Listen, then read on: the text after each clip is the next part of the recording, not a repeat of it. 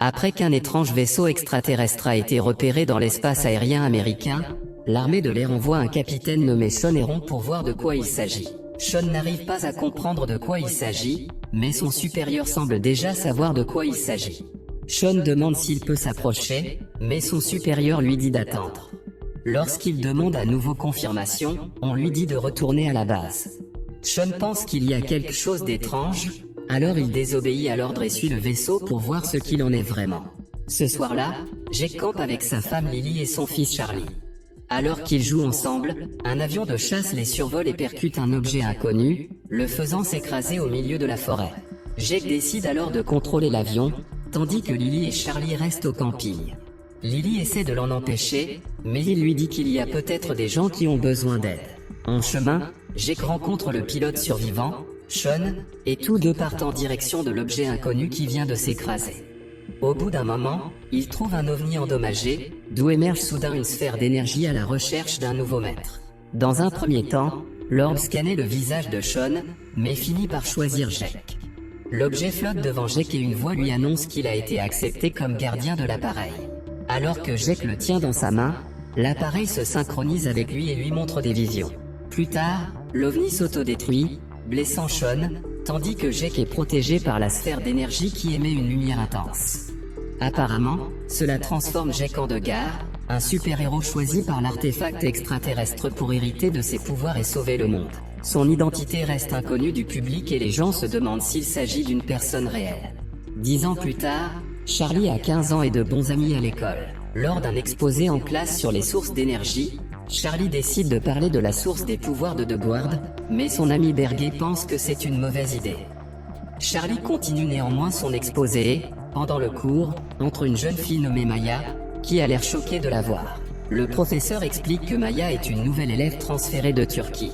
Il s'avère par la suite que Charlie et ses camarades de classe la connaissent parce qu'elle est une ancienne élève qui a quitté l'école il y a quelque temps. À la fin des cours, Charlie et Berger se rendent sur le terrain de l'école pour un match de baseball. Sur le chemin de l'abri, les parents de Berger l'encouragent, mais ils les trouvent bizarres. Charlie dit que c'est une bonne chose qu'ils viennent au moins au match, contrairement à son père, qui est toujours occupé. Après l'école, Charlie et sa mère acceptent d'aller dans la nouvelle maison de Jake, car le garçon veut passer son anniversaire avec son père. Jake est maintenant divorcé de Lily car ses fonctions de héros l'ont amené à négliger ses devoirs familiaux, ce qui a créé une situation difficile entre eux. Plus tard, Lily accompagne son fils dans la nouvelle maison de Jake, où Charlie passe le week-end. Ce soir-là, le garçon est très heureux de pouvoir jouer avec son père, jusqu'à ce que Jake reçoive un appel téléphonique. Jake dit à Charlie qu'il doit partir parce qu'il y a une urgence au travail. Bien sûr, cette excuse met Charlie en colère et il appelle sa mère pour qu'elle vienne le chercher. Après le départ de Jake, il s'avère que Charlie a en fait appelé Berger et l'a invité à la maison. Peu après, Berger arrive à la maison, mais emmène Lizzie et Maya avec lui. Charlie est choqué, après les avoir invités à entrer, prend Berger à part pour lui demander pourquoi il est venu avec les filles. Berger répond qu'il ne voulait pas que les filles soient seules, mais Charlie pense que c'est une mauvaise idée d'inviter Maya à la maison parce qu'il pense qu'elle le déteste. Il ajoute que c'est à cause de lui qu'elle a dû changer d'école, mais Berger pense que Maya ne serait pas venue à la maison si elle le détestait.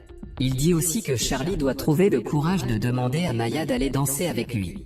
Charlie ne pense pas que ce soit une bonne idée, mais il s'approche d'elle alors qu'elle regarde des choses dans le bureau de son père. Voyant une photo de Charlie et de son père, Maya demande si le lendemain est le jour de son anniversaire et lui, choqué, lui demande si elle s'en souvient.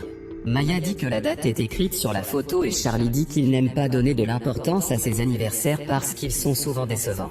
En s'appuyant sur le bureau de son père, il tente de s'excuser pour ce qu'il a fait à Maya lorsqu'ils étaient en CM2.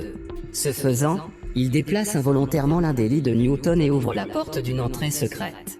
Lorsque Maya et Charlie s'en aperçoivent, ils sont choqués et se demandent ce qu'il y a là-dedans. Berger et Lizzie entrent également dans la pièce et pensent que Jake est probablement faux. Presque immédiatement, Lizzie commence à taper différentes combinaisons pour déverrouiller la porte et dit que c'est comme une salle d'évasion, qui nécessite habituellement de regarder autour de soi pour trouver des indices. Après avoir essayé quelques chiffres, la date de naissance de Charlie est utilisée pour déverrouiller la porte et un ascenseur apparaît derrière. Bien qu'ils ne sachent pas ce qui les attend, ils entrent dans l'ascenseur, qui les emmène dans une très grande salle souterraine contenant divers gadgets et objets amusants. Lorsque les lumières s'allument, une voix d'ordinateur annonce que le quartier général a été activé. Les garçons ne savent pas ce que cela signifie et, alors qu'ils se promènent, Maya se demande comment Jake a pu construire un tel endroit sous terre. Au bout d'un moment, il voit des dossiers de mission et Charlie comprend qu'il se trouve dans le quartier général secret de Degar. Ses amis pensent que son père est Degar, mais Charlie dit que Jake travaille probablement pour le super-héros. Pendant ce temps, le PDG d'une société d'armement, Ansel Argon, veut retrouver la boule d'énergie de Degar pour ses propres projets louches. Il le fait parce que son entreprise est au bord de la faillite, car Degar a sauvé le monde de façon remarquable. Ansel engage également Sean, qui a assisté à la découverte de la technologie extraterrestre appartenant à Degar, pour retrouver le puissant appareil. Il est chargé de fouiller le quartier général de Degar pour récupérer la sphère d'énergie et la rendre à Ansel. Pendant ce temps, les garçons utilisent certains des gadgets de Jake, tels qu'une baguette magnétique, une veste de protection, un bracelet d'énergie et 2 anneaux de portail. Ils trouvent également la G-Mobile, un véhicule utilisé par le garde pour sa mission et assemblé à partir de la camionnette familiale de Jake. Plus tard, ils ont l'idée d'utiliser les anneaux de portail pour tricher à l'examen du lendemain. Pendant l'examen, Maya utilise secrètement le portail pour transférer tous leurs devoirs à Lizzie, qui se trouve dans la bibliothèque pour répondre à toutes les questions, et ils finissent tous par obtenir de bonnes notes.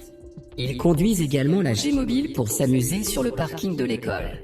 À leur insu, l'utilisation par Degar d'une technologie extérieure à la base attire l'attention de Sean, qui parvient à localiser le signal du véhicule.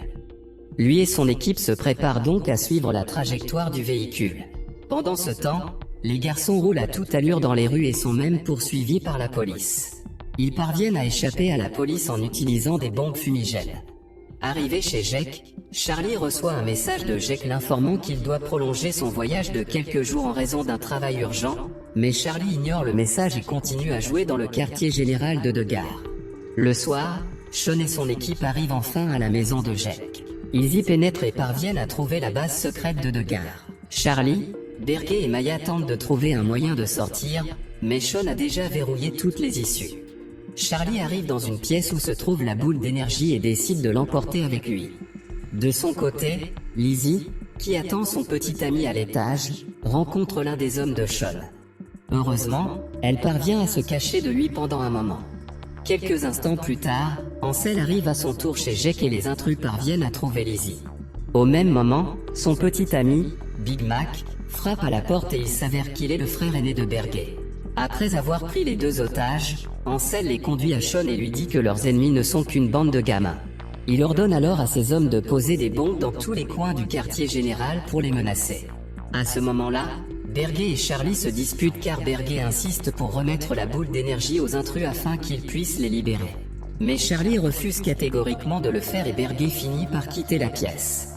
Il rencontre alors Ansel et l'attaque involontairement avec sa baguette magnétique, l'assommant.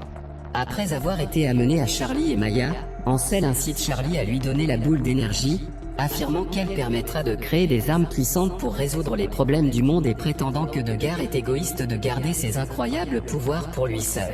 Les garçons acceptent rapidement d'échanger la boule d'énergie avec Lizzie et Big Mac, mais il s'avère que la boule d'énergie donnée à Ansel est une fausse. Profitant de l'occasion, Charlie coupe rapidement l'électricité et tente de s'enfuir avec ses amis. De l'autre côté, Jake appelle Lily et découvre que Charlie n'est pas à la maison. Il vérifie ensuite la caméra de surveillance, qui montre que Charlie et ses amis sont en danger, et il rentre chez lui. À ce moment-là, tous les garçons tentent de repousser les intrus à l'aide des divers gadgets de Jake. Sean parvient à récupérer la sphère d'énergie auprès de Charlie, mais il a une vision, si la sphère d'énergie tombe entre les mains d'Ansel, une guerre de masse éclatera sur Terre. C'est pourquoi Sean ne fait plus confiance à Ansel et décide de défendre Charlie. Lorsque la boule d'énergie est entre les mains d'Ansel, Berger utilise sa baguette magnétique pour l'envoyer à travers un portail relié à son casier à l'école. Ensuite, Big Mac utilise immédiatement le bracelet d'énergie pour détruire l'un des portails, de sorte qu'Ansel ne puisse pas la récupérer à moins de se rendre à l'école. À ce moment-là, Jake arrive juste à temps et utilise rapidement ses gadgets pour sauver les garçons, envoyant certains des hommes d'Ansel dans une autre dimension. Cependant, Ansel parvient à s'emparer d'une des combinaisons de Degar et attaque Jake, dont les gadgets sont épuisés. Ansel finit par kidnapper Berger pour fouiller son école à la recherche de la sphère d'énergie. Jake et tous les garçons, y compris Sean, parviennent à s'échapper du quartier général juste avant que les bombes n'explosent. Charlie prend la tête du groupe pour arrêter Ansel avant qu'il ne récupère la sphère d'énergie. Lorsqu'ils arrivent à l'école, Berger emmène Ansel à son casier, mais la boule d'énergie ne s'y trouve pas. Au même moment, l'enseignante passe devant eux et dit que c'est elle qui l'a prise. Heureusement, l'institutrice ne fait pas confiance à Ansel lorsqu'il porte un tel costume. Elle remet donc la boule d'énergie à Berger, qui s'échappe rapidement. Alors qu'Ansel poursuit Berger pendant le bal de l'école, Jake arrive au bon moment et attaque Ansel. Lorsque Jake est dépassé par le combat, Charlie et ses amis entrent dans l'école avec la G-Mobile. Berger lance la boule d'énergie sur Jake, rechargeant son costume et le transformant instantanément en deux gars. Après un long combat entre les deux, Charlie envoie Ansel à travers un portail dans une autre dimension avec une grenade. Plus tard, Lily arrive également à l'école et il s'avère qu'elle savait depuis le début que Jake était de gare. Ils ont fait exprès de ne pas le dire à Charlie qui, à l'époque, n'était pas encore assez mûr pour pouvoir cacher un tel secret. Charlie décide alors de rejoindre Jake en tant qu'acolyte, afin qu'ils puissent combattre le crime ensemble. Abonnez-vous pour voir plus de vidéos comme celle-ci, activez les notifications et laissez un like pour aider la chaîne, merci de regarder.